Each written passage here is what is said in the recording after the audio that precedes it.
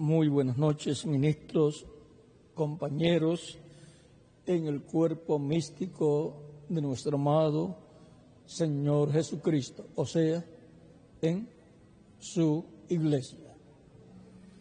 Es una bendición y privilegio grande estar con ustedes en esta ocasión y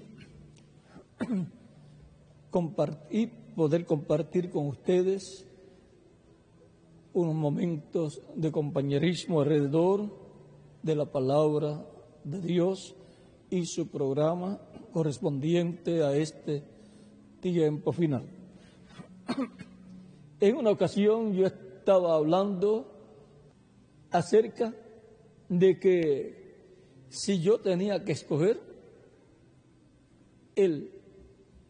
elegir entre estar con la iglesia del Señor Jesucristo o con el pueblo hebreo. ¿Saben lo que yo dije? Que elegiría quedarme con la iglesia del Señor Jesucristo.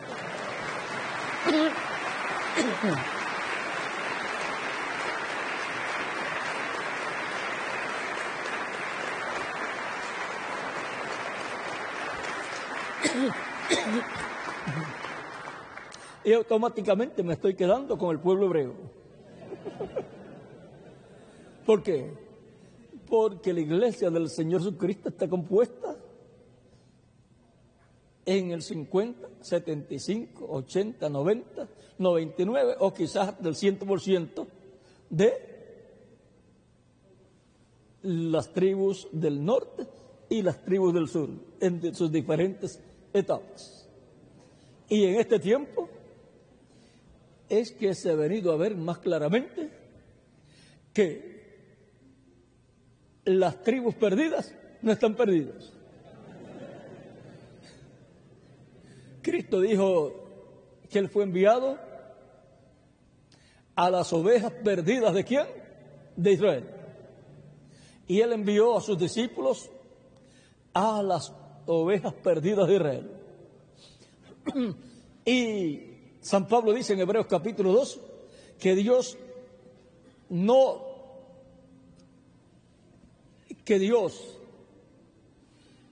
socorrió a los ángeles, sino que socorrió ¿a quién? A la simiente o descendencia de Abraham. Y aunque estaba esparcida por el mundo la mayor parte, porque en Israel solamente hubo un grupo pequeño en los días de Jesús, comparado con los millones que estaban esparcidos por el mundo entero. Y además de eso, las tribus del norte no solamente esparcidas, sino desterradas. Y aún sus nombres no quedaron.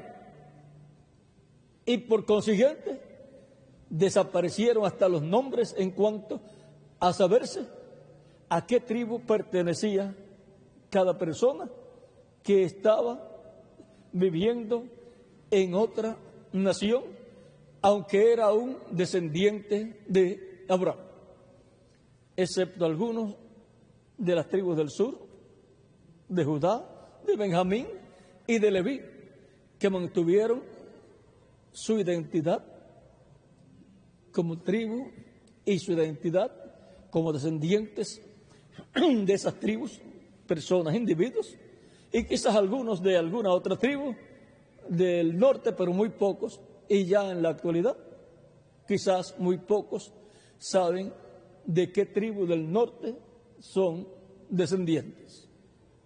Pero Dios, ¿cree usted que se le han perdido las tribus? A Dios no le pasa como nos pasa algunas veces a nosotros, que buscamos algo y no sabemos dónde está. Y ahí decimos, se nos perdió y hay que encontrarlo. Pero a quien se le perdió o se le perdieron las tribus fue a Israel.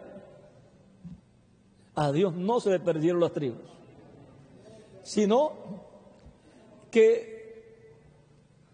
se perdieron en medio de las demás naciones y ahora Dios las ha estado buscando de etapa en etapa, de edad en edad. Cuando fueron en España y en otras naciones obligados a convertirse al cristianismo, los judíos, miren, ¿hacia dónde fueron echados? Hacia el cristianismo. Por eso, en medio del cristianismo, podemos encontrar, para que no digan que exageramos, la mayor parte de los miembros de las tribus del norte y parte de las tribus del sur también. Si fueron obligados a la conversión al cristianismo, ¿para dónde cogieron? Hacia el cristianismo. Por lo tanto,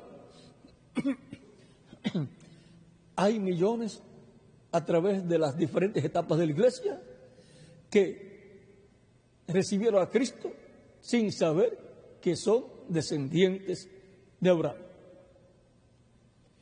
Para este tiempo final, la promesa es que serán llamados con una gran trompeta conforme a Isaías capítulo 27, verso 13, y esa es la misma gran trompeta o gran voz de trompeta de la cual habla San Pablo en 1 Corintios capítulo 15, versos 49 al 58 y Primera de Tesalonicenses capítulo 4, versos 13 al 17. Ahí tenemos la misma gran trompeta o gran voz de trompeta, y en Apocalipsis capítulo 11, versos 15 al 19 tenemos también esa trompeta al final, cuando se haya tocado, cuando el ángel haya tocado esa séptima trompeta. Vean, ahí nos habla de esa séptima trompeta, y ahora esa trompeta marcará, capítulo 11, verso 15 en adelante, dice: el séptimo ángel tocó la trompeta, y hubo grandes voces en el cielo que decían: los reinos del mundo han venido a ser de nuestro Señor y de Jesucristo, y Él reinará por los siglos de los siglos. Esa es la trompeta que corresponde a Moisés y Elías. La séptima trompeta. Y así como la séptima trompeta suena para los hebreos, el séptimo sello se abre, obra para la iglesia del Señor Jesucristo. Porque la séptima trompeta para los judíos es lo mismo que el séptimo sello para la iglesia. Y ahora, ahí veremos que hay un misterio, pero que, así como todos los misterios de la Biblia, han sido revelados por Dios por medio de su Espíritu, porque nadie conoce las cosas de Dios sino el Espíritu de Dios. Y ahora, así como en otros tiempos, por medio de los profetas, Dios reveló sus misterios correspondientes a cada tiempo, y esa revelación es ¿para quién? Para las personas y para los hijos de las personas de ese tiempo y de tiempos que siguen a esa etapa. Y las cosas, los secretos, los cuales están escondidos de los ojos de los hombres, pertenecen ¿a quién? A Dios. Eso está en Deuteronomio capítulo 29, verso 29. Y ahora, los que son secretos, porque no están revelados, para ser revelados, Dios tendrá siempre un profeta para el tiempo en que va a revelar esos secretos, y coloca su palabra en la boca de ese profeta, su palabra para hablar esos misterios, abrirlos.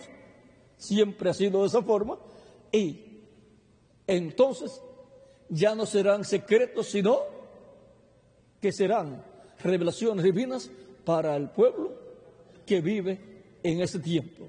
y para los hijos de ellos y para los nietos y así por el estilo, para todas las generaciones que vengan después de ese tiempo. O sea, para nuestro tiempo, las que corresponden a nuestro tiempo, y esos secretos revelados seguirán para los que vivirán en el reino milenial. De seguro allá la Biblia va a tener más páginas.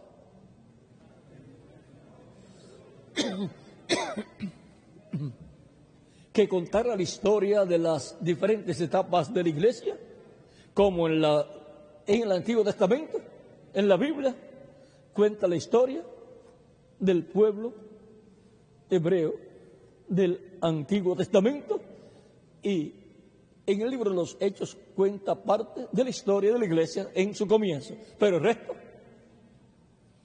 resto va a ser conocido y colocado en el glorioso reino milenial del Mesías.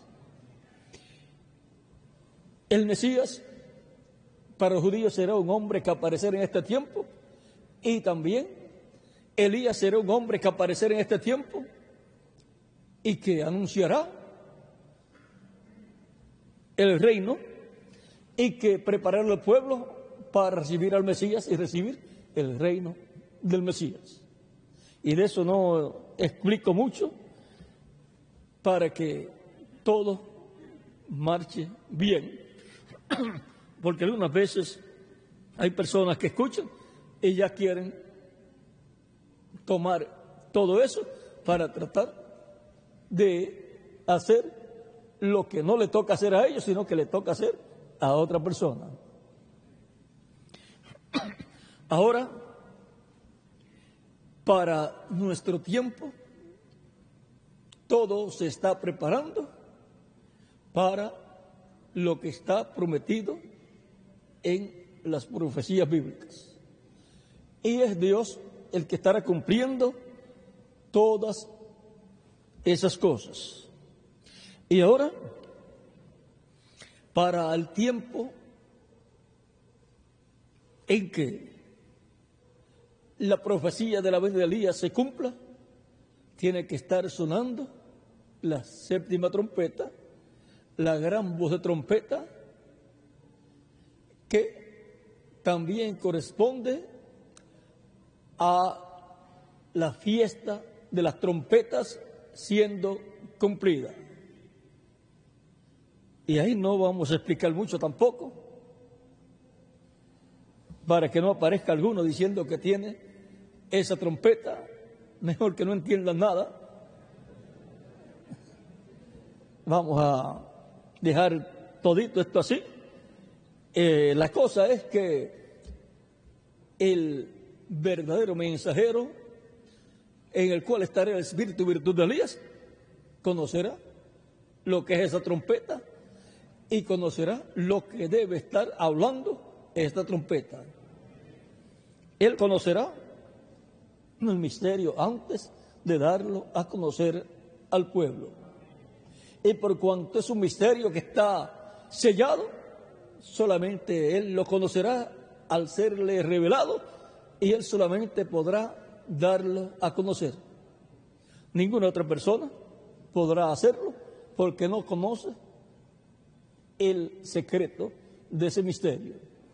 Pero el que le corresponde, ese sí lo conocerá y va a funcionar. Va a funcionar con y en medio del cristianismo, y va a funcionar en medio del judaísmo y en cualquier otro grupo al cual Dios lo envía. Recuerdan que Dios enviaba a Elías y también a Eliseo, no solamente a los judíos, sino a los asirios también. Elías fue profeta no solamente para judíos, sino para gentiles también. Por lo tanto, el Elías prometido sabrá cómo lidiar con judíos y cómo lidiar con gentiles. ¿Y nosotros qué vamos a hacer? Estar brazo a brazo con Él en aquella labor que Él tenga que hacer. Por lo tanto, los creyentes en Cristo y los ministros que están ordenados para verlo, lo verán y se pondrán al lado de Él para la labor que Dios le habrá encomendado. Por lo tanto, tenemos que tener los ojos bien abiertos, porque el reverendo William Branham también dijo que todo el misterio del séptimo sello y su manifestación, si no vigilábamos, nos pasaría como por encima y no lo veríamos. O sea, tenemos que estar al tanto, alerta y ver qué cosas dice la Escritura que va a ser hecho por el Espíritu Santo a través de Elías y lo que va a hacer el Mesías. Y a medida que estemos viendo lo que estará sucediendo, estaremos diciendo, esto es lo que dice aquí en la Escritura, en tal libro de tal profeta y en tal capítulo y en tal versículo. Y también esto es lo que dijo Dios por medio del reverendo William Branham. Lo estamos viendo con nuestros propios ojos. Y nuestra exclamación va a ser: este es el tiempo que desearon vivir los apóstoles, los mensajeros de las 7 edades, pero a mí me ha tocado vivir en ese tiempo. Por lo tanto, podremos decir, como Jesucristo dijo a sus discípulos: bienaventurados vuestros ojos porque ven y vuestros oídos porque oyen, porque muchos de los profetas y de los justos desearon ver lo que veis y no lo vieron, y oís lo que oís y no lo oyeron. Y ahora, los que estarán viendo el cumplimiento de las profecías de la venida de Elías y de la venida del Mesías serán personas bienaventuradas, con ojos bienaventurados y con oídos bienaventurados, ojos para ver y oídos para oír, ver el cumplimiento de lo que Dios ha prometido y oír lo que estará diciendo el que aparecerá en el cumplimiento de lo que fue prometido. Porque si habrá personas que serán bienaventuradas para ver, algo estará pasando. Y si habrá personas que serán bienaventuradas sus oídos por oír, algo se estará hablando. Por lo tanto, se estará hablando y viendo lo que está prometido para nuestro tiempo, siendo que cumplido y siendo proclamado, siendo dado a conocer al pueblo. Este es el tiempo para los bienaventurados. Este es el tiempo en que muchos serán bienaventurados, muchos ministros y muchas congregaciones serán bienaventurados y estarán brazo a brazo trabajando en la obra de Dios correspondiente a nuestro tiempo. Todo esto se está haciendo con una base profética, o sea, que no es un asunto por hacer un gran edificio en la actualidad. Con el que tenemos nos da y nos sobra. Pero viendo que hay profecías para nuestro tiempo, alguien tiene que tener aquello en el cual o en lo cual se cumplirá lo que fue prometido. Por ejemplo, si Dios ha prometido que enviará a Elías, pues tendrá un hombre en el cual cumplirá esa promesa. Si ha prometido que enviará al Mesías, pues habrá un hombre en el cual Él cumplirá esa promesa. Aparecer un hombre.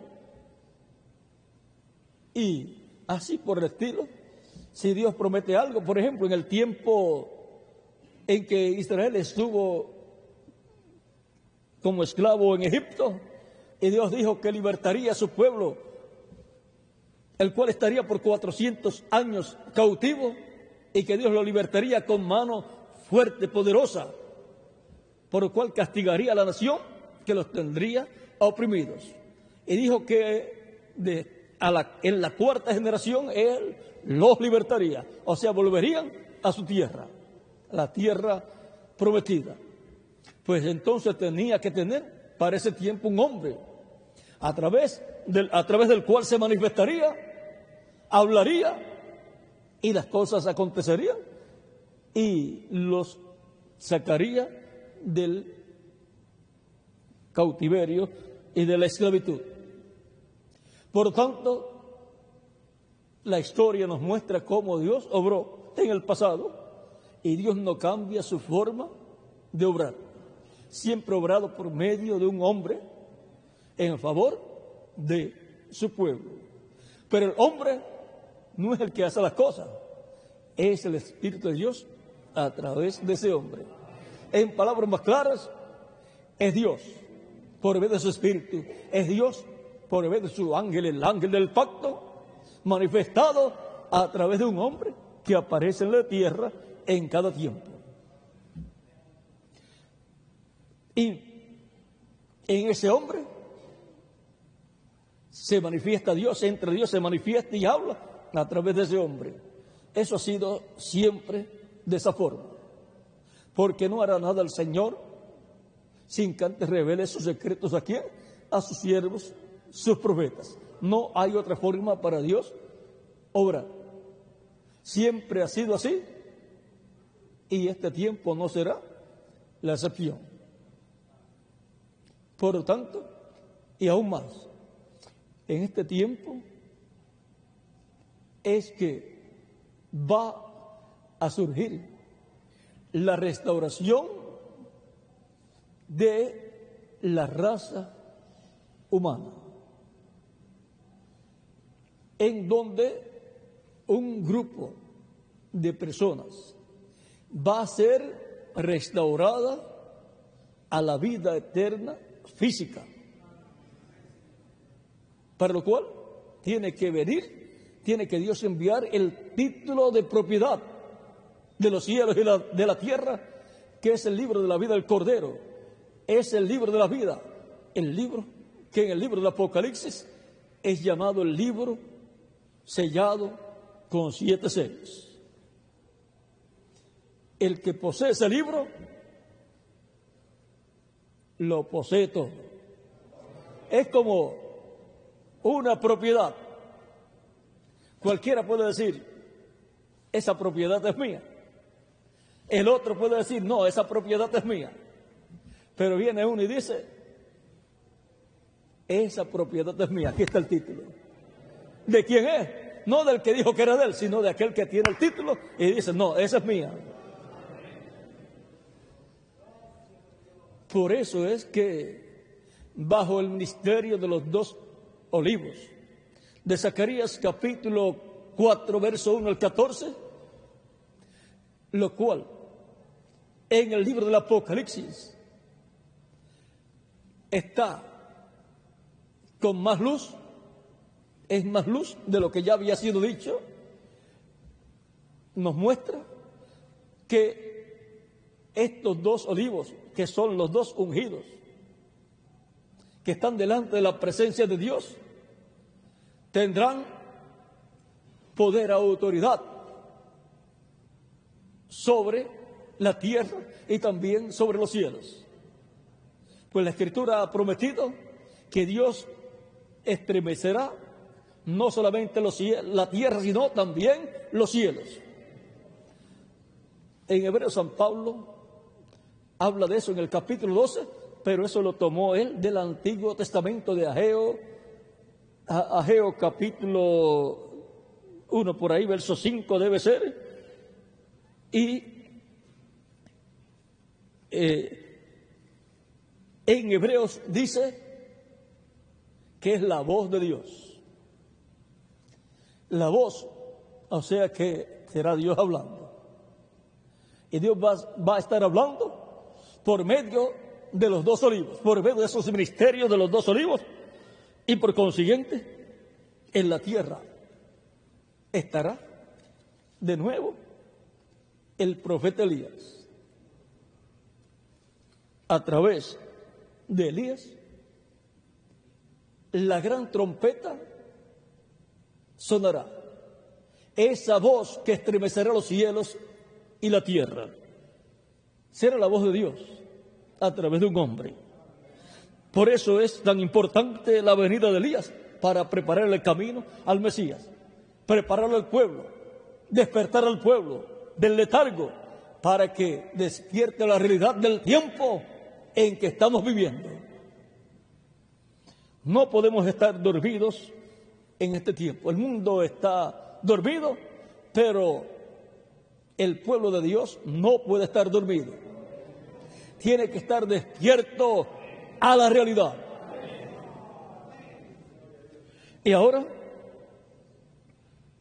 viendo que las tribus perdidas para la vista y la mente de muchas personas, pero no para Dios. Dios fue colocando en medio de ¿dónde? Del cristianismo. Si estudiamos la historia, fueron obligados a convertirse al cristianismo miles o millones de judíos, tanto en España como en Portugal y en otros países. Entonces, ¿hacia dónde fueron? Hacia el cristianismo. Ese es uno de los misterios de las tribus perdidas, pero ese misterio va a ser abierto completamente, porque Israel ha llegado a un tiempo en que, si no es totalmente restaurado como está prometido, dejará de existir en este siglo de la era común, que ya lleva 6 años y va para el 7º año de la era común. Pues en este siglo de la era común dejará de existir Israel como nación, y todos los judíos, incluyendo las tribus del norte y las tribus del sur, los que están identificados, porque los que no están identificados no habrá cómo identificarlos como descendientes de Jacob, y por consiguiente podrán escapar algunos de lo que viene. Pero el juicio divino, por cuanto para este tiempo será el juicio divino, donde en el cumplimiento de la fiesta de las trompetas, que corresponde al día primero del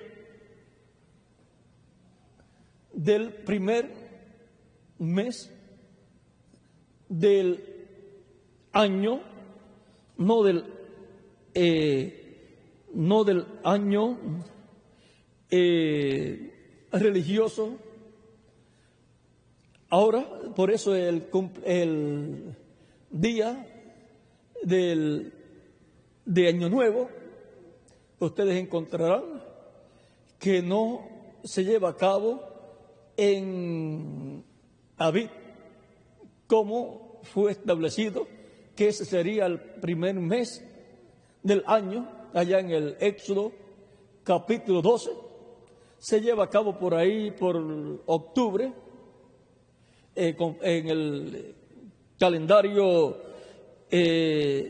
judío, diríamos, el que se usa comúnmente, no el religioso.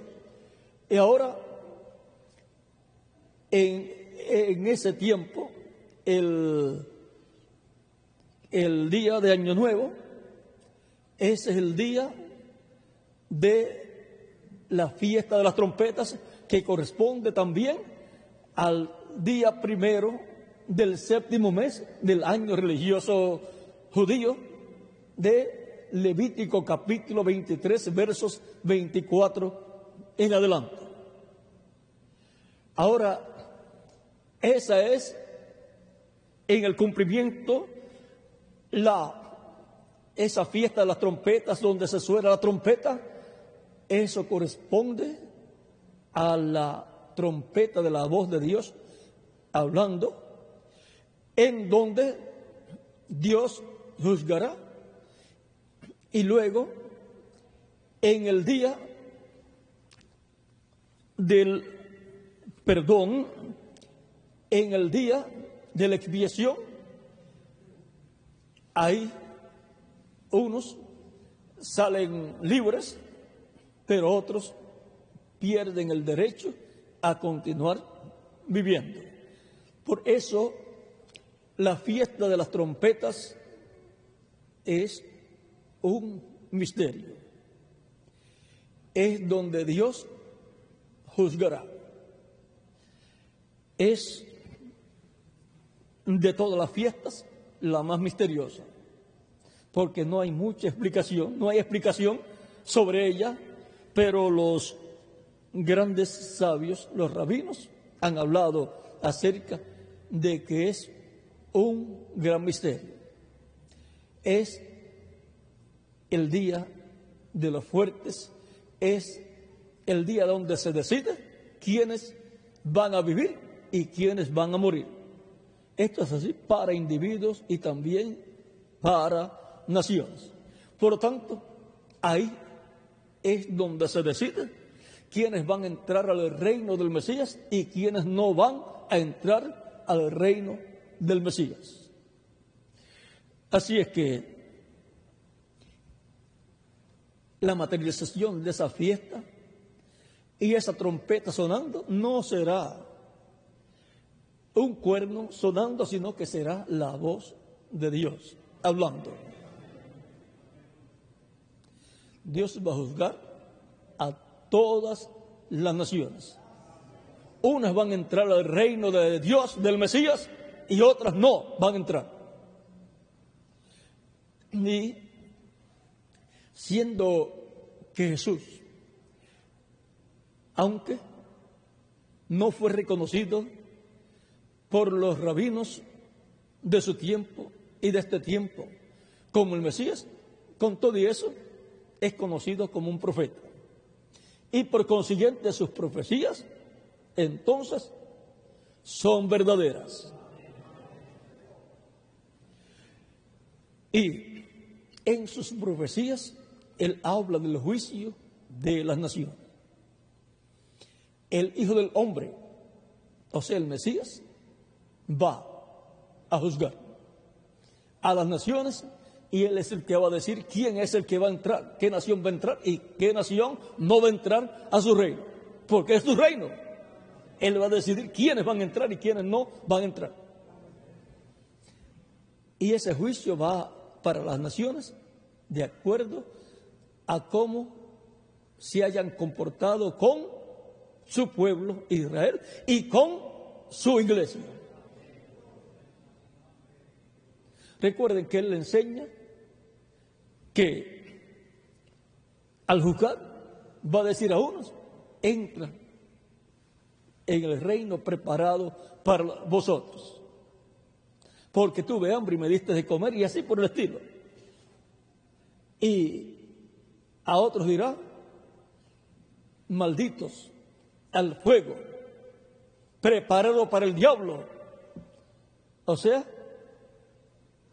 que para donde va a estar el diablo, para ahí van a ir aquellos que serán rechazados y preguntarán: ¿pero por qué? Porque tuve hambre y no me diste de comer, tuve sed y no me diste de beber, y así por el estilo comienza a hablar. O sea que lo que hayan hecho las naciones en favor o en contra de los judíos y de la iglesia, que ha sido las tribus del norte principalmente, que entraron al cristianismo. Primero los obligaron y después ya no hubo que obligarlos, porque ya los hijos de los hijos continuaron en el cristianismo. Y son tan judíos o hebreos como los judíos que están en la tierra de Israel. El nombre judío está siendo usado para todos los que viven en Israel, pero ¿saben ustedes una cosa? Que el nombre judío es correspondiente a las tribus del sur, pero el nombre que se usaba para las tribus del norte es Israel. Y ese mismo nombre se llegó a usar para las dos tribus juntas. O sea, el único nombre que se podía usar para la unión de todas las tribus. El nombre de aquel del cual descienden los patriarcas, los 12 patriarcas, y del cual viene su pueblo.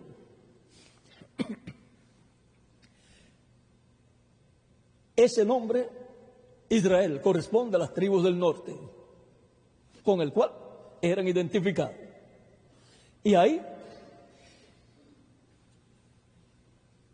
con la unión de las tribus del sur con las tribus del norte, conforme a Ezequiel, capítulo 37, versos 15 al 28, será restaurado Israel a la monarquía.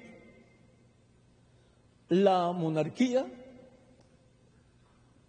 de David, el reino de David, porque ese es el reino de Dios. El reino de David es el reino de Dios, que le fue dado a David. Y luego Salomón lo heredó. Y el trono de David es llamado el trono de Dios. Eso está en el primera de Crónicas, capítulo 28, verso 4 en adelante, y capítulo 29, versos 22 en adelante. Vean. Algunas veces piensan algunas personas cuando venga el reino de Dios, cuando sea restaurado el reino de Dios, pero no saben ni lo que es el reino de Dios. Vean capítulo 28, verso 5 en adelante, para no leer mucho, dice: de entre todos mis hijos, este es David, el rey David hablando ya anciano, y de entre todos mis hijos, porque Dios me ha dado muchos hijos, eligió a mi hijo Salomón para que se siente en el trono del reino de Jehová, dice aquí en esta versión, sobre Israel. ¿Qué trono? Es el trono de David, el trono de Dios, el trono terrenal de Dios, que es el trono que representa el trono celestial. La única nación que tiene un trono que representa el trono celestial es Israel. La única nación a la cual le fue dada el reino de Dios es Israel. La única nación que por decreto tiene señalado que tendrá un rey que reinará no solamente sobre Israel, sino sobre todas las naciones, es Israel. Y la única nación que por decreto divino será la cabeza de todas las naciones es Israel. Y eso es por decreto divino, no es por elección de las demás naciones. Es por decreto divino. Lo que está por decreto divino, ¿quién lo puede estorbar? Por eso es que hubo un tiempo en que otras naciones trataban de unir su familia con la descendencia de David por medio del casamiento de hijos, una hija o un hijo que se casara con un descendiente del rey David. ¿Para qué? Para tratar de obtener un rey, un hijo, un príncipe que lo pudieran colocar en el trono de alguna nación y decir, este tiene decreto divino para ser rey sobre Israel y sobre todas las naciones. Eso es lo que estaban buscando. Alguien que pudiera decir que por decreto divino era rey. Pero solamente Israel tiene decreto divino para tener un rey que reinará sobre todas las naciones. Y ese es el Mesías príncipe que está esperando y que en este tiempo está siendo esperado. Todos saben que será en un tiempo de muchos problemas. ¿Saben ustedes una cosa? Que en el tiempo de muchos problemas es que se busca más a Dios. La Escritura dice que cuando Dios hería al pueblo, era que lo buscaban. Pero cuando estaban bien, pues entonces tomaban la vida muy suave y se apartaban de Dios. Siempre que hay problemas, las personas se apegan más a Dios porque no encuentran de quién agarrarse, sino de Dios. No hay otra esperanza. La Escritura dice que Dios será la esperanza de ¿quién? De su pueblo. Y si dice que será la esperanza de su pueblo, pues estará en tiempos difíciles para el tiempo de la venida del Mesías. Y aún dice la Escritura que va a ser un tiempo pero que muy difícil, el tiempo para la venida del Mesías.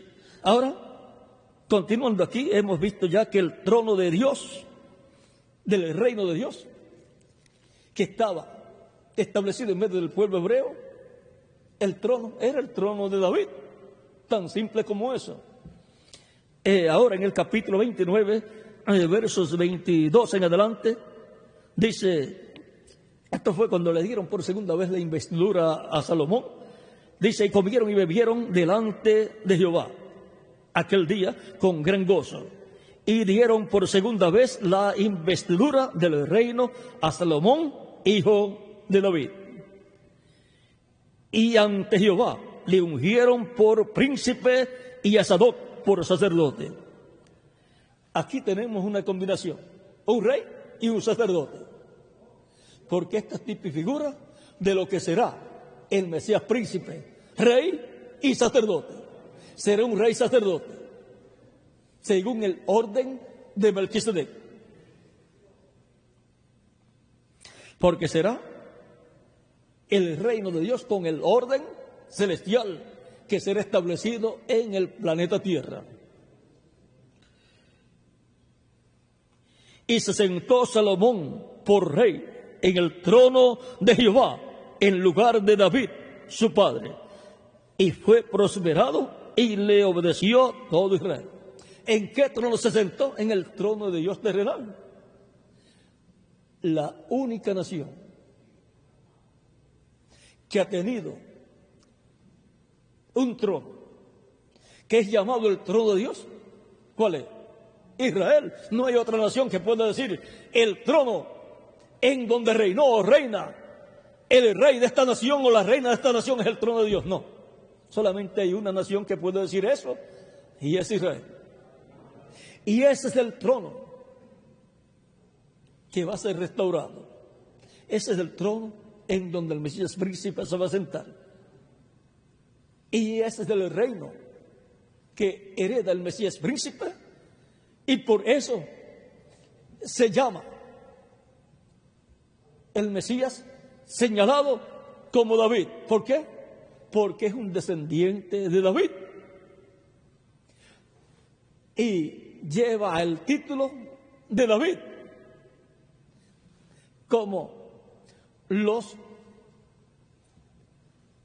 reyes romanos o los emperadores romanos, como los Césares desde que establecieron el título del César, todos luego que aparecían era el César. Un título. Y ahora, por cuanto David fue confirmado y su reino fue confirmado, Saúl tuvo la oportunidad, pero falló, no obedeció a Dios. Cualquiera podría decir, a quien no obedeció fue a Samuel. No, fue a Dios, el cual habló a través del profeta Samuel. Y por consiguiente no fue confirmado. Y al no ser confirmado, su reino sería temporal. O sea, no tendría continuidad. Sería un reino pasajero. Vamos a ver. Aquí está en el capítulo 13, verso. Y miren tan sencillo que fue, aparentemente. Porque Samuel le dijo, espera 7 días y yo vendré. Aquí está. Dice capítulo 13, verso 8 en adelante. Esto fue cuando estaba en una guerra y él esperó 7 días conforme al plazo que Samuel había dicho. Pero Samuel no venía a Gilgal y el pueblo se le desertaba. O sea, se estaban yendo, tenían miedo frente a una guerra. En una guerra, pues la gente tiene un poco de miedo si ven que el enemigo es más poderoso. Entonces dijo Saúl, traedme holocausto y ofrenda de paz. Y ofreció el holocausto.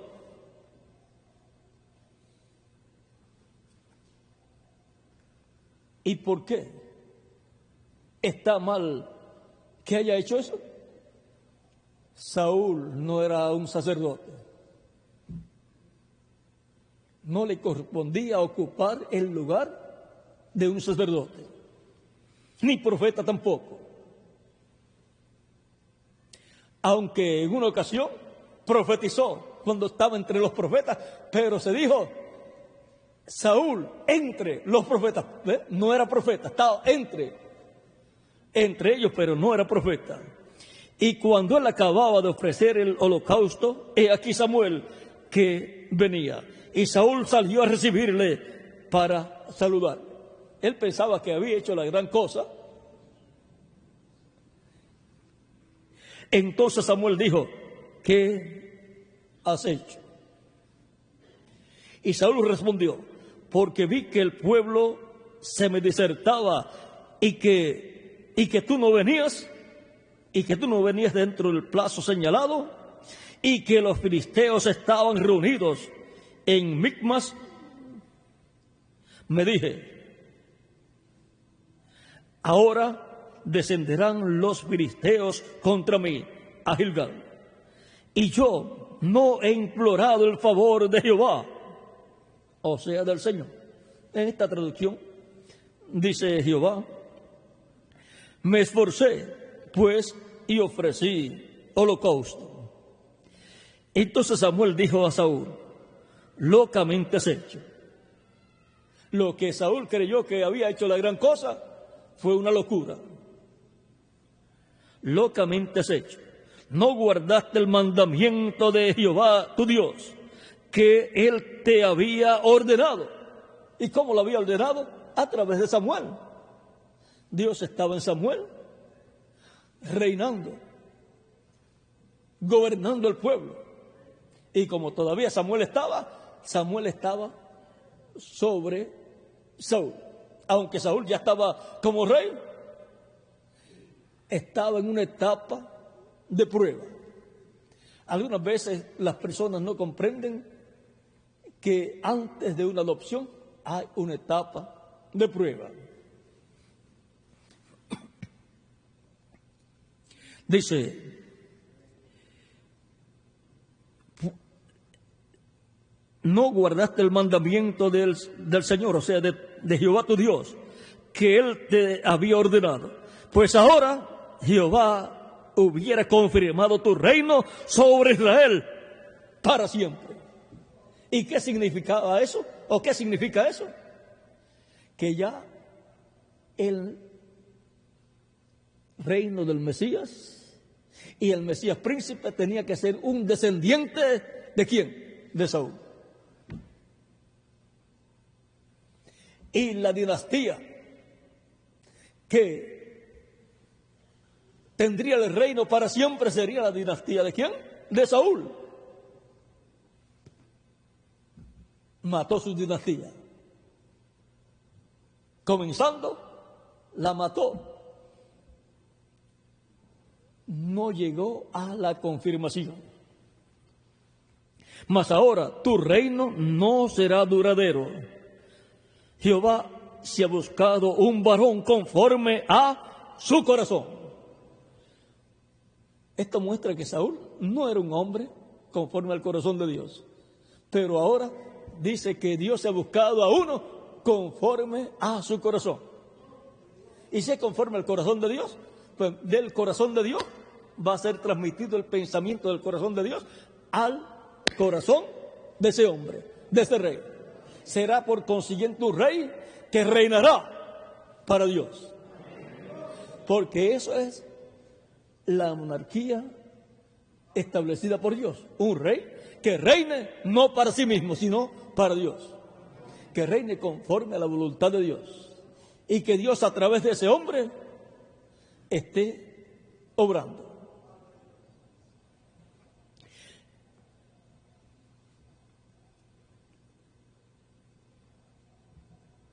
En la teocracia que tuvo el pueblo hebreo, miren, tuvo la teocracia y la monarquía. En la teocracia Dios reinó a través de los jueces. Era Dios reinando. Miren, aquí también está.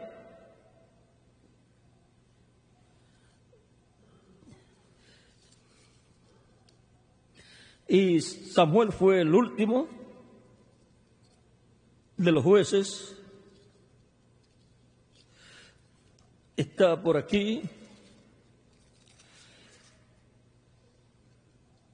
En el capítulo 8, verso 7, cuando el pueblo pidió rey, no es que estaba mal pedir rey o tener rey, pero cambiar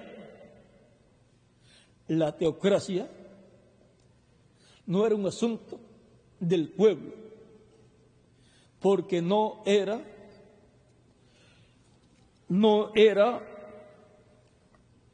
una democracia, sino una teocracia. En la democracia, el pueblo es el que vota y decide a quién quiere como presidente y como gobernador de un estado y como alcalde de una ciudad. Pero en la teocracia es Dios el que decide, y también en la monarquía divina, en la monarquía en medio de su pueblo. O sea, que en la democracia son muchos votos los que eligen a un hombre. En la teocracia y en la monarquía divina es un solo voto el que cuenta, el de Dios. Y el resto no perdió, el resto ganó. Así es en la teocracia y en la monarquía de Dios, en medio del pueblo hebreo. Ahora, miren aquí lo que dice en el capítulo 8, también en el libro de Deuteronomio, capítulo 17, verso 15, vamos a ver lo que nos dice aquí.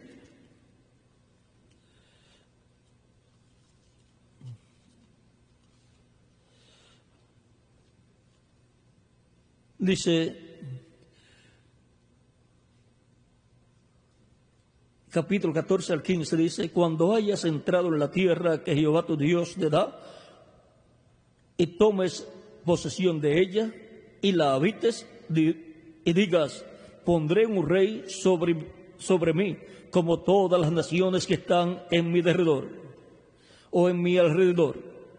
Vamos a ver, y digas: pondré un rey sobre mí, como todas las naciones que están en mis alrededores.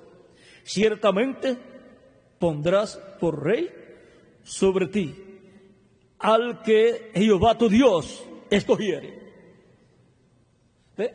El voto es de uno solo. Y antes de un presidente o un alcalde o un gobernador ser gobernador, tiene que haber tenido el voto primero. Y el pueblo quiso un rey sin tener el voto de Dios todavía. Aunque tenía la promesa de que podía poner rey, pero cuando Dios y aquel al cual Dios escogiera.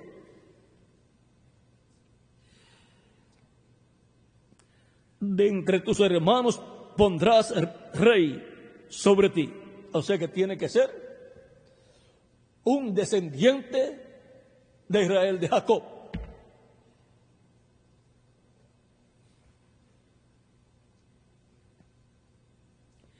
Como en las naciones, tiene que ser de esa nación el rey o el presidente que vayan a tener.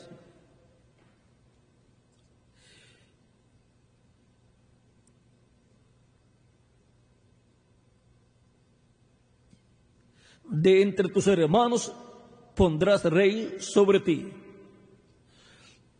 No podrás poner sobre ti a hombre extranjero que no sea tu hermano. O sea que tiene que ser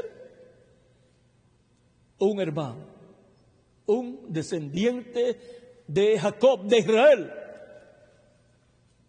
Ahora vamos aquí. Primera de Samuel, les leí capítulo 17, verso 14 y 15 de Deuteronomio. Ahora vamos aquí.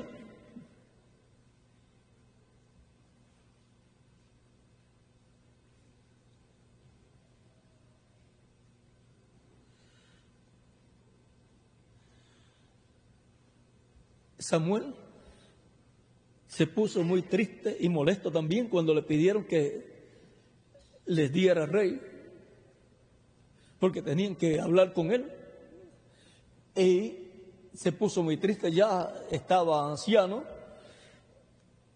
y ahora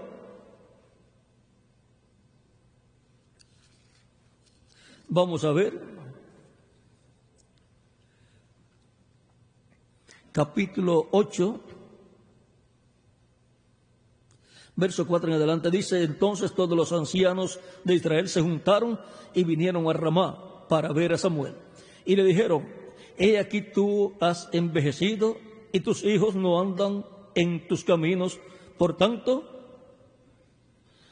constitúyenos ahora un rey que nos juzgue, como tienen todas las naciones. Pero no agradó a Samuel esta palabra que dijeron: danos un rey que nos juzgue. Y Samuel oró a Jehová, o sea, a Dios. Y dijo Jehová a Samuel: oye la voz del pueblo en todo lo que te digan, porque no te han desechado a ti, sino a mí me han desechado para que no reine sobre ellos. Era Dios el que estaba reinando sobre el pueblo hebreo a través de Samuel. como lo había hecho a través de los demás jueces. Y ahora Dios le dice que a quien han desechado no era Samuel. Samuel se sentía como un desechado por el pueblo y con poco ánimo en favor del pueblo, pero Dios le dice, no es a ti que te han desechado, es a mí. Es que quizás pensaban, ya Samuel está viejo, a través de un viejito, ¿qué podemos obtener? Se les había olvidado que Moisés comenzó su ministerio a los 80 años. Y que Abraham tuvo su hijo a través de Sara, Isaac, cuando tenía 100 años. A los 99 años lo engendró y nació a los 100 años de Abraham. Cuando tenía Abraham 100 años y Sara 90 años, nació el hijo. Porque no hay ninguna cosa imposible para Dios. Y ahora, por supuesto, hubo un rejuvenecimiento, lo cual es mostrado cuando Abraham va a otra tierra, porque tuvo que irse del lugar donde vivía después que los ángeles lo visitaron, porque hubo un juicio que cayó sobre Sodoma y Gomorra, y algunos piensan que fue un juicio atómico. Llovió fuego y azufre, quemó todo y Abraham ya luego se fue hacia otro lugar, y en ese otro lugar al cual él se fue, o sea, al territorio de Gerar, en donde el rey era Abimelech. Ahora, Sara con 89 años y Abraham con 99 años, ahora el rey se enamora de Sara, que tiene 89 años. ¿Qué rey se va a enamorar de una viejita de 89 años?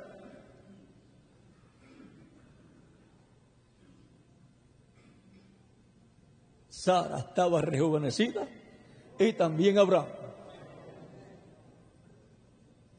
Aún después de tener el hijo, Sara vivió muchos años más, hasta los 127 años por ahí, 127 años, y Abraham, luego que Sara murió, se volvió a casar y tuvo 6 hijos más de Cetura, y o sea, estaba jovencito.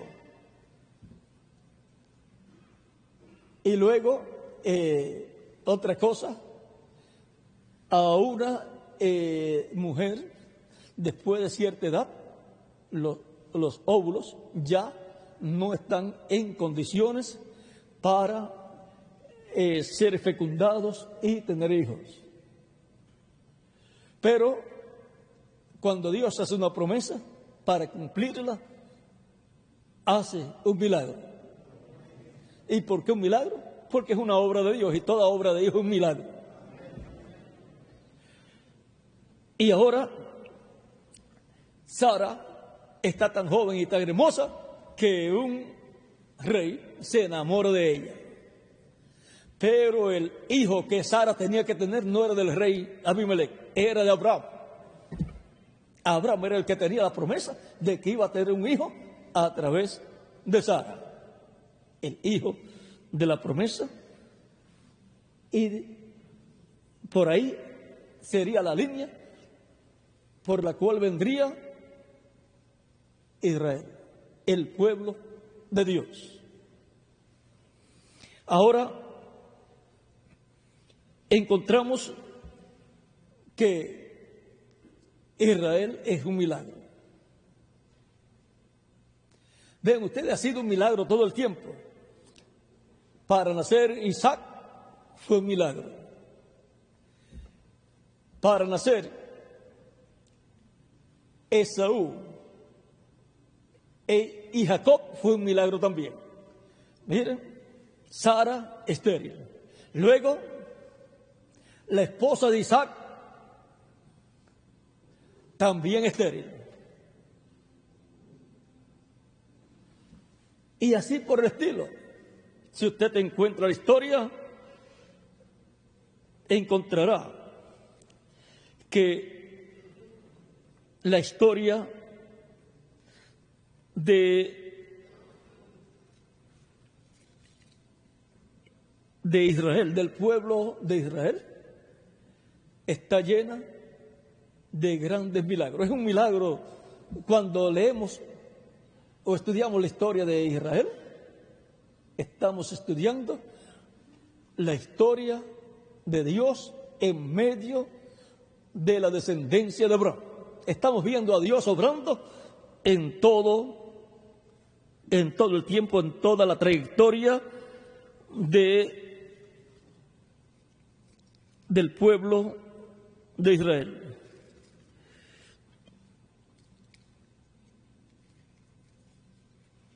Cuando Jacob y Esaú están en el vientre de su madre, ya hay una revolución.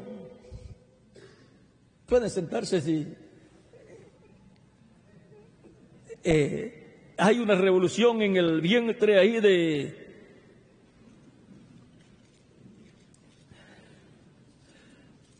de su madre.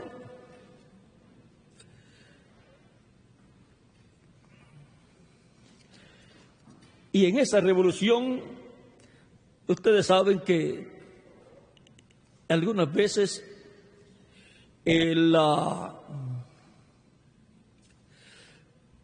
madres, cuando están embarazadas, sienten que el niño se les mueve mucho en el vientre y dicen, este niñito o niñita va a ser muy inquieto porque en el vientre ya está moviéndose mucho.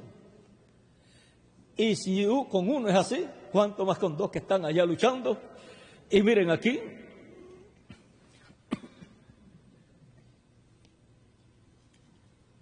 en el capítulo 25,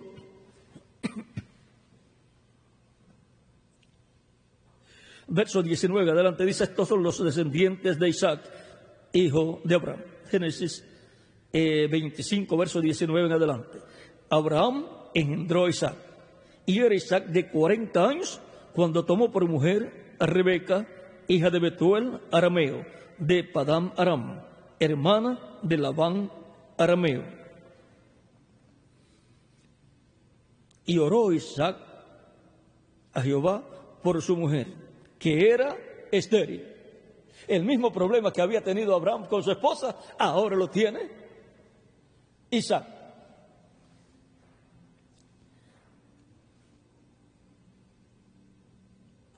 Y lo aceptó Jehová, o sea, el Señor, y concibió Rebeca su mujer. Y los hijos luchaban dentro de ella. Y dijo, si es así, ¿para qué vivo yo? Y fue a consultar a Jehová. Y le respondió Jehová, 2 naciones hay en tu seno, y 2 pueblos serán divididos desde tus entrañas. Un pueblo será más fuerte que el otro pueblo, y el mayor servirá al menor. Y ahora miren, ya lo que será la vida e historia de la descendencia de Jacob y de la descendencia de Esaú, ya está determinada por Dios. Lo que falta después es que la vivan. Pero ya la profecía está. Son 2 pueblos. ¿Cómo van a ser 2 pueblos, 2 niñitos que están en el vientre y que todavía no han nacido? Es como usted toma una semilla de mango, de aguacate o de trigo y dice, aquí tengo una planta o un árbol con mucho fruto. Cualquiera dice, estás loco. Y es así.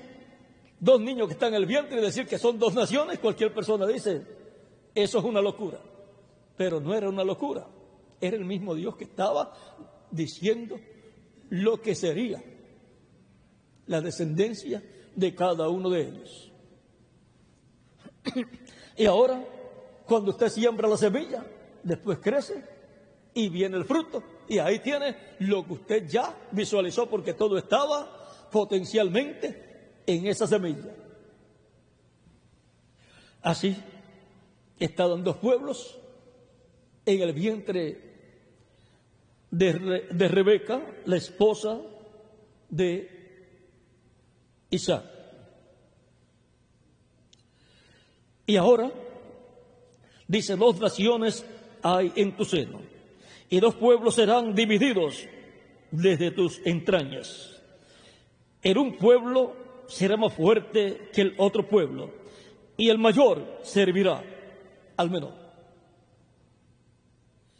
Y ahora es Dios el que decide.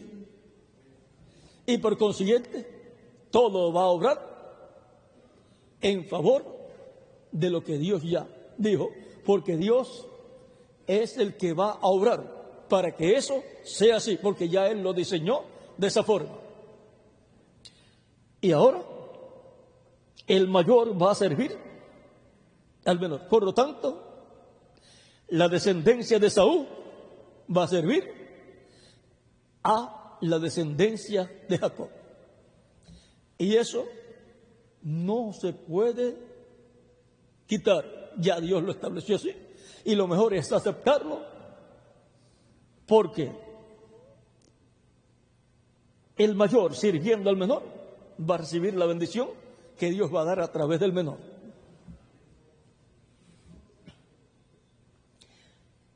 Por eso luchaba Jacob en el vientre de su madre por la primogenitura, pero ya para Dios, vea, ya estaba determinado.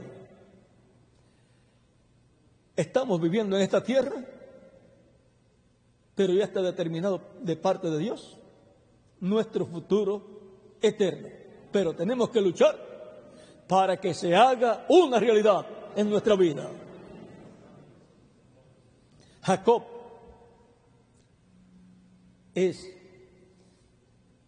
el ejemplo grande de lo que es un hombre luchando por su futuro y por el futuro de su descendencia. Es el ejemplo más hermoso de lo que es un hombre de fe, un hombre luchador, un hombre que lucha hasta obtener su meta. Así tiene que ser cada persona que cree en el Dios de Abraham, de Isaac y de Jacob. Dios ha elegido un pueblo. Dios ha elegido los que han de formar parte de ese pueblo. Y podemos decir, las cuerdas nos han caído en lugares deleitosos y grande es la heredad que nos ha tocado. Ahora miren, esto de que el mayor servirá al menor, lo aplicó después Jacob cuando fue a bendecir a los hijos de José. Y también él dijo que Dios había cruzado sus manos, o sea que había sido Dios.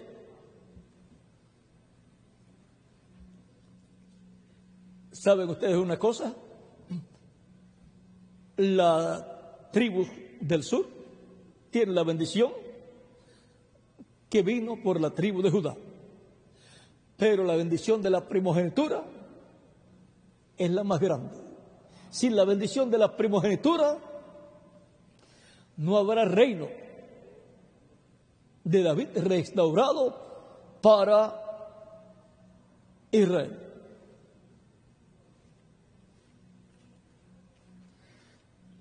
La bendición de la primogenitura es muy importante para Israel. Sin esa bendición de la primogenitura no hay futuro para Israel. ¿Y dónde va a ser conseguida la bendición de la primogenitura? Aquí está. Primera de Crónicas, capítulo 5, verso 1 y adelante dice: los hijos de Rubén, primogénito de Israel, porque él era el primogénito, mas como violó el lecho de su padre, sus derechos de primogenitura fueron dados a los hijos de José, hijo de Israel, y no fue contado por primogénito. Bien que Judá llegó a ser el mayor sobre sus hermanos y el príncipe de ellos, mas el derecho de primogenitura fue de José. Y vean ustedes, por eso José tiene una doble bendición, porque la bendición de la primogenitura tiene una doble porción de herencia. Y por eso José tiene la bendición de una doble porción de tribu, la tribu de Efraín y la tribu de Manasés.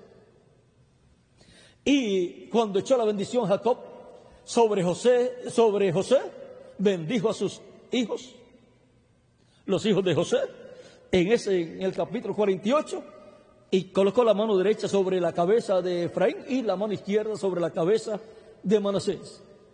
José quiso quitar las manos para colocarlas bien, aparentemente, pero bien estaban colocadas en la forma en que Jacob las colocó.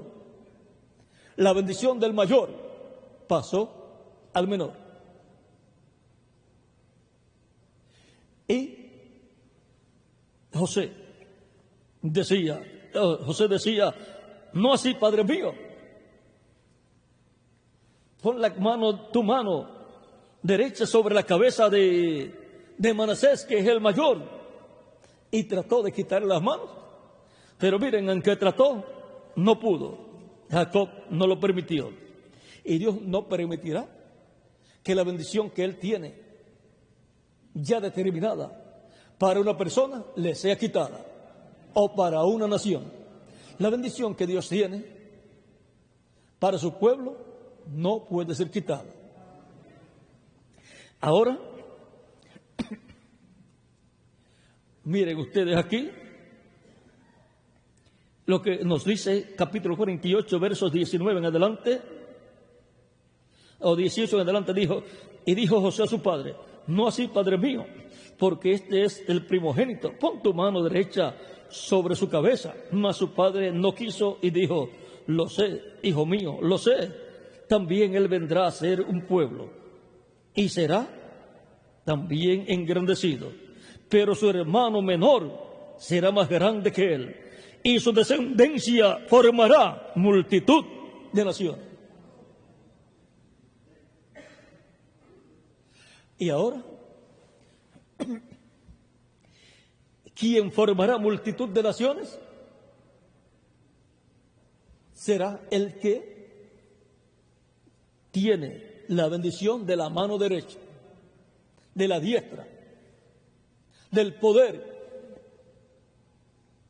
Por eso cuando fue dividido el reino de David en el tiempo de Roboam, hijo de Salomón, a causa de que Salomón permitió la idolatría en medio de su pueblo y él mismo adoró, sirvió a dioses ajenos. Por lo cual, Dios dijo que dividiría el reino. Y cuando fue dividido, pero no en el tiempo de Salomón por amor a David, sino en el tiempo de Roboam, hijo de Salomón. Y le dejó a Roboam solamente la tribu de Judá y la tribu de Benjamín. Y por eso viene a ser el reino de Judá o reino del sur. Y las otras 10 tribus le fueron dadas a Jeroboam, un descendiente ¿de quién? De Efraín. O sea, la parte grande del reino le fue dado a uno que viene del que tiene la bendición de la primogenitura. Y así fue dividido el reino Cuando estaba Saúl como rey, estaba reinando y las tribus estaban unidas, pero cuando comenzó David, comenzó con la tribu de Judá y de Benjamín, y allá en Hebrón, y después, 7 años después, las otras 10 tribus se unieron y lo reconocieron como rey, lo tuvieron como rey. Pero ahora, en el tiempo de Roboam, vuelven a ser divididos 2 reinos y van a ser unidas bajo el Mesías príncipe prometido para venir. Ese es el que unirá en el tiempo final las 12 tribus para establecer su reino, sin la unión de las tribus del norte, las tribus perdidas, con la tribu de Judá y la tribu de Benjamín, en donde está también parte de la tribu de Leví. También están en otras naciones distribuidos, porque no era contada como tribu. Y ahora vean por qué la importancia de que aparezcan, salgan a la luz, sean identificadas y restauradas las tribus del norte en Israel, para que pueda ser restaurado el reino de David y el Mesías príncipe gobernar sobre Israel y sobre todas las naciones, y ser así el Distrito Federal de ese imperio, porque será mundial, de ese imperio ser el Distrito Federal, el territorio de Israel, y la capital, Jerusalén. Es la única ciudad que tiene decreto divino para ser la capital del mundo entero. Esa es la única ciudad eterna, por decreto divino. No porque alguna nación o otras naciones se hayan reunido y digan, queremos que esta sea la capital de la humanidad. No, ya Dios fue el que lo decidió. Y todo va a obrar para que así sea. Y así será en el reino milenial del Mesías, pues así está profetizado y así se cumplirá. Y ahora nos encontramos en un tiempo de preparación, no solamente del pueblo hebreo, sino de la humanidad, porque ese reino está muy cerca para ser establecido en la tierra. Y eso será el reino de Dios en el planeta Tierra. Será la restauración del reino de David. Y el trono de ese reino será el trono de David, restaurado. Aunque cualquiera puede decir, ¿y dónde estará el trono que Salomón usó?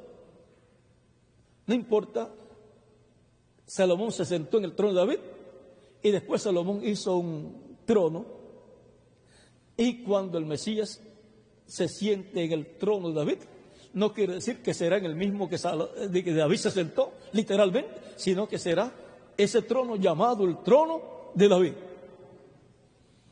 Y él será el David prometido.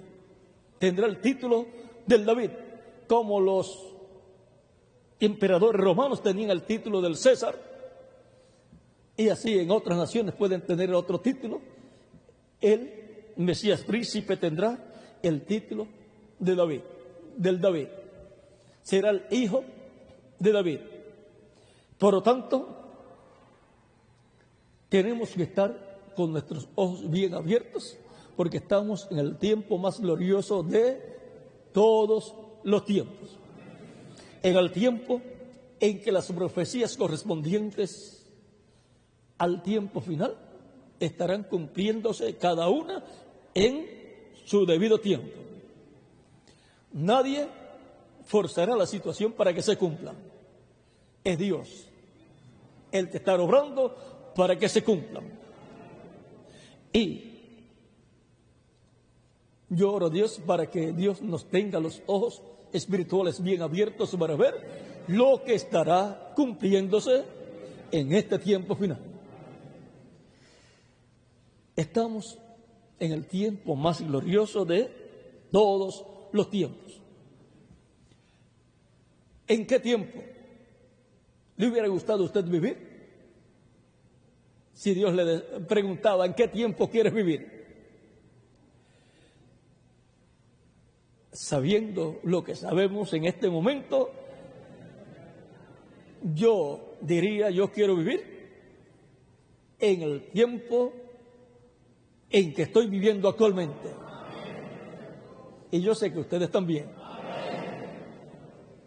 Este es el tiempo más glorioso de todos los tiempos. Este es el tiempo en donde va a salir a la luz todo lo que está prometido para este tiempo final.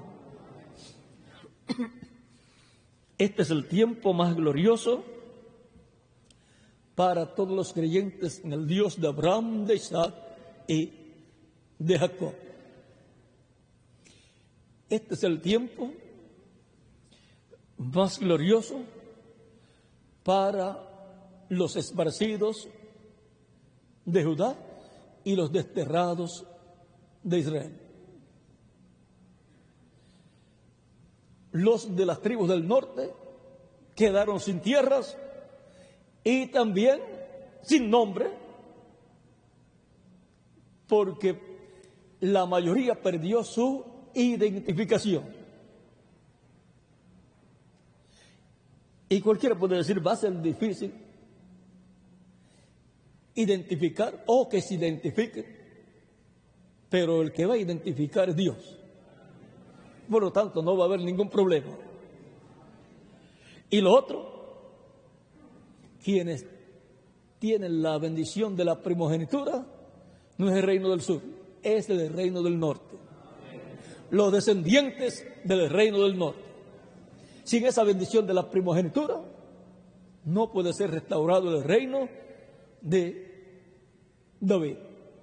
O sea, que los más que tienen que tener interés en encontrar e identificar y recibir esas tribus perdidas son los que están en Israel en este tiempo. Es Israel como nación, con todos los rabinos, porque sin esos que fueron esparcidos o desterrados, no podrá ser restaurado el reino de Dios o reino de David. Porque esos que fueron desterrados se llevaron, ¿qué? La bendición de la primogenitura.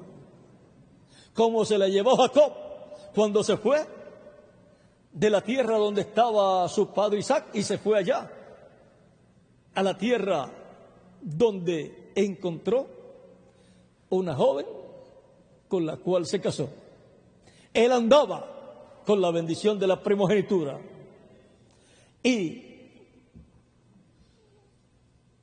también las tribus del norte, porque con ellas siempre ha estado Efraín, que es el que tiene la bendición más grande, que es al cual le fue dicho que formaría multitud de naciones. Esas naciones tienen que aparecer. Dios ha estado formando esas naciones. Así es que todo eso va a aparecer y va todo a ser puesto en claro en este tiempo final.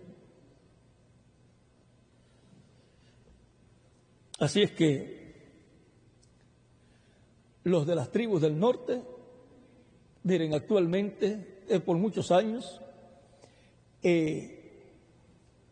ha dado para algunos trabajo, ha sido un poquito complicado para tener sus papeles y su pasaporte israelí, pero en este tiempo final, lo que más difícil va a ser es que logren llevarse los descendientes de las 10 tribus del norte para Israel, porque casi todos están muy bien entre los gentiles y están ocultos con nombres de entre los gentiles y que nadie puede probar que son descendientes hebreos en la mayoría de ellos. Que en una persecución contra los judíos no hay forma que los identifiquen porque se han metido, han estado dentro de los gentiles y algunas veces nadie los puede identificar. Solamente habrá una forma de identificarlos y es la gran trompeta, gran voz de trompeta de Isaías capítulo 27, verso 13, sonando, que es la voz de Dios hablándoles y llamándolos. No hay otra cosa que los pueda hacer salir de entre los gentiles. Porque entre los gentiles no tienen ningún problema. Los problemas están allá, en el Medio Oriente. Pero aman a Israel, aman lo que Dios ha prometido y quieren el cumplimiento de lo que Dios ha prometido. Por eso ese amor que sienten una cantidad grande de entre los gentiles, y es porque hay simiente de Jacob, de Abraham acá, dentro de esas personas.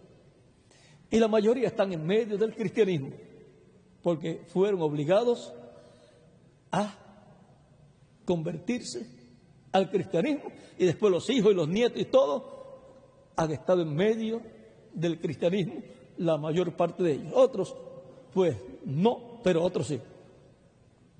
Unos ya quedaron, permanecieron sin unirse al cristianismo y sufrieron muchísimo y tuvieron descendientes y tienen su identificación, pero la mayor parte no.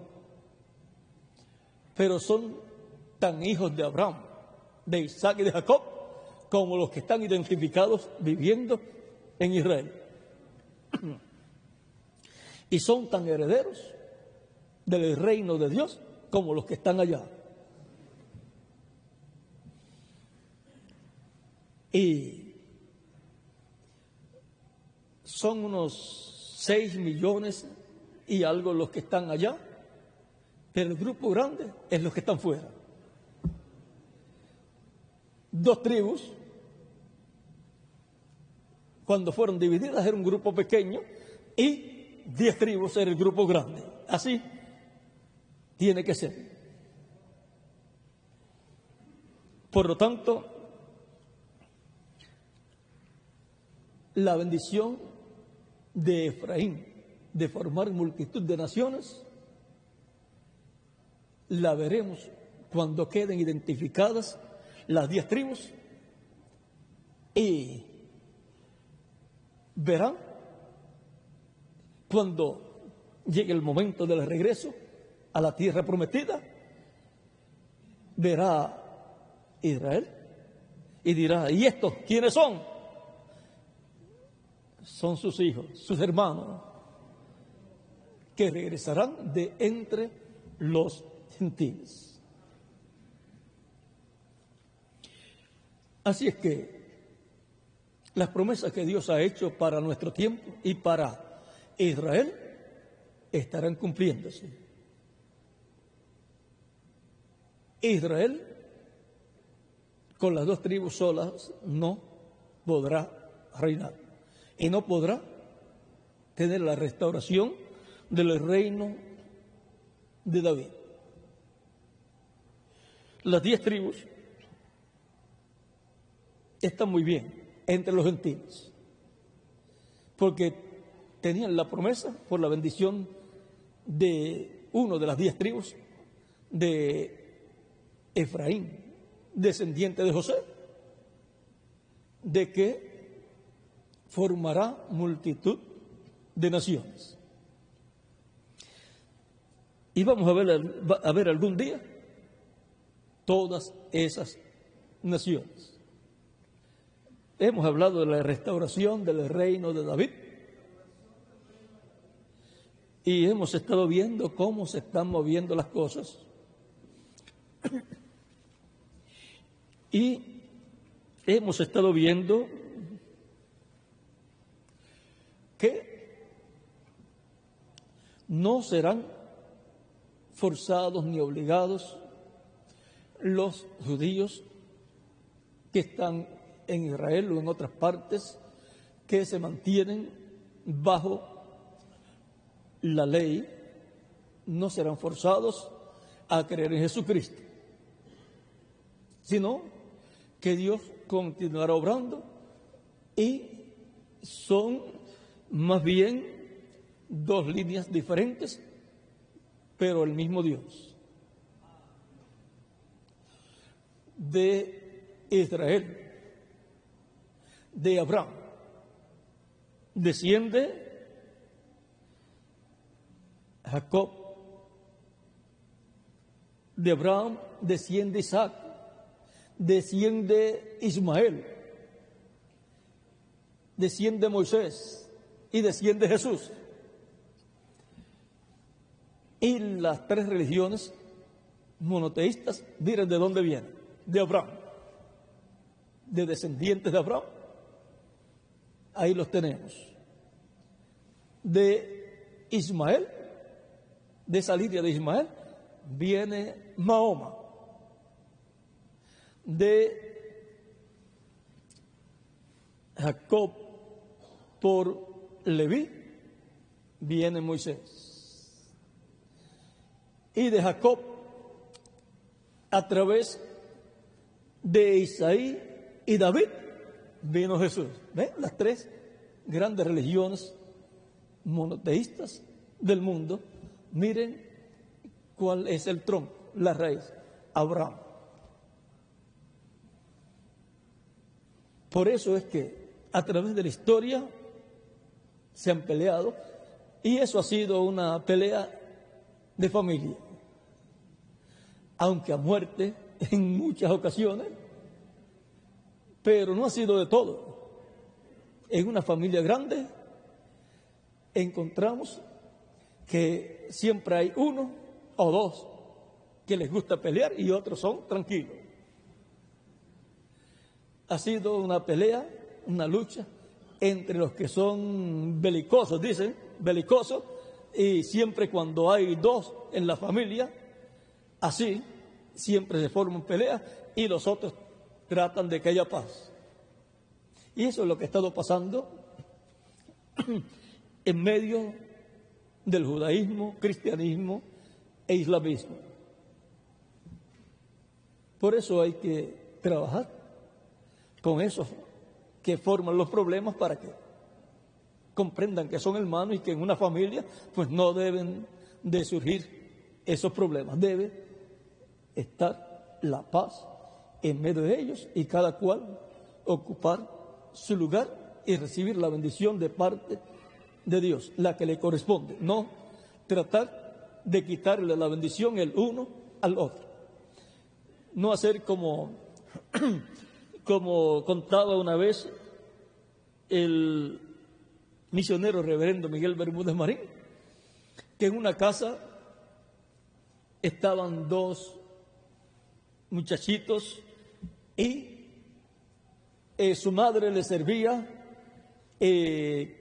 comida a uno de ellos y empezaba a llorar. Y ella le decía: hijo, ¿por qué tú lloras? No, que a mi hermano le dan siempre más que a mí, le dan lo mejor. Y entonces una vez su mamá le sirvió todo lo que había. Y el muchachito entonces comienza a llorar más. Pero si te he servido todo, ¿por qué estás llorando ahora? Si a mí me han dado todo esto, ¿cómo será el de mi hermano? Y eso es lo que pasa. ¿Cómo será lo que le van a dar a mi hermano si me dan todo esto tan grande a mí? O sea que siempre era un problema. Y así es eso está surgiendo entre hermanos descendientes de Abraham. Y eso pues tiene que ser resuelto, y con la venida de Elías y el Mesías va a ser resuelto todo ese problema.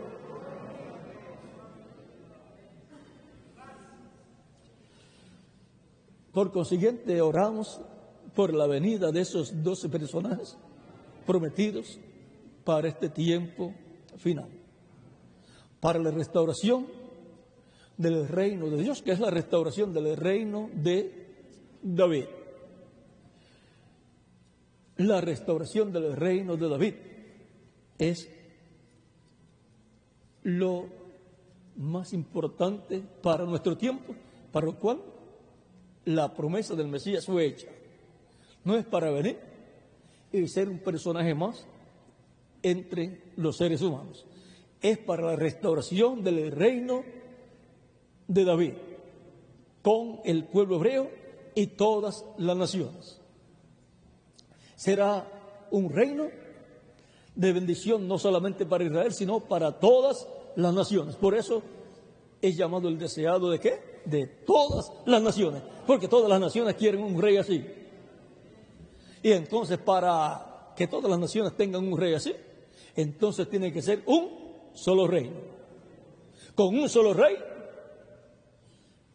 gobernando sobre un trono, el trono de David, y con una capital, Jerusalén, la ciudad de paz. Ahí es donde el nombre va a concordar con su significado, y de ahí saldrá la paz para todas las naciones. Por eso es que hay que trabajar con Israel y con Jerusalén, porque de ahí es que va a salir la paz. Si una persona quiere tener un pozo de estos que uno cava con unas máquinas y coloca una tubería para que salga agua,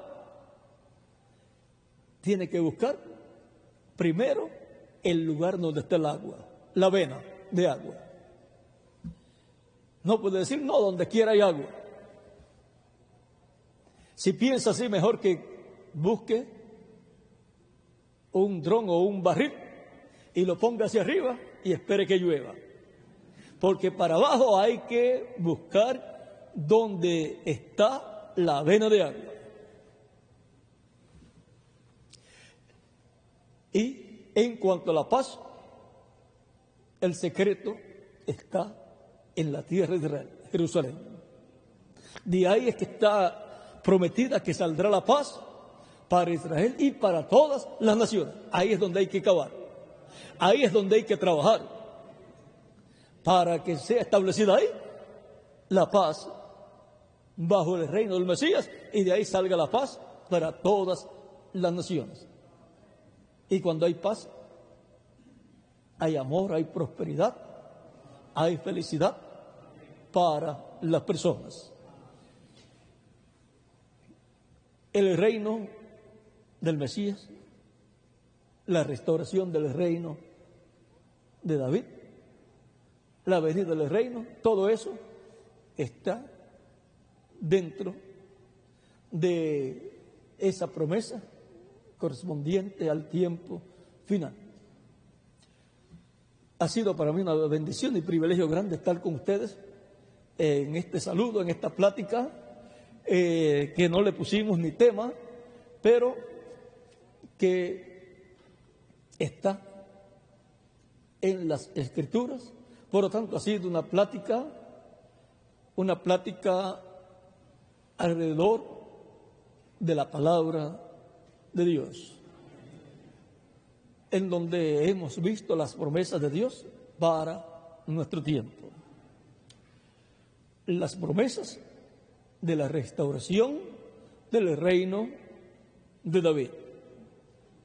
Vamos a tener eso como tema para ponerle un tema ahí a la grabación, vamos a poner las profecías para la restauración del reino de David.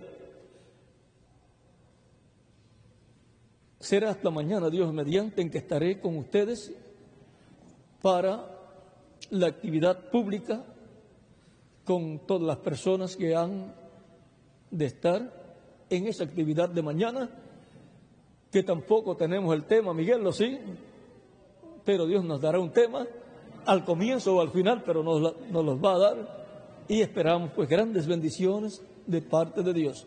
Que Dios les bendiga y les guarde y continúen pasando una noche llena de las bendiciones del Dios de Abraham, de Isaac y de Jacob. Amén. Con nosotros el misionero reverendo Miguel Bermúdez Marín para continuar.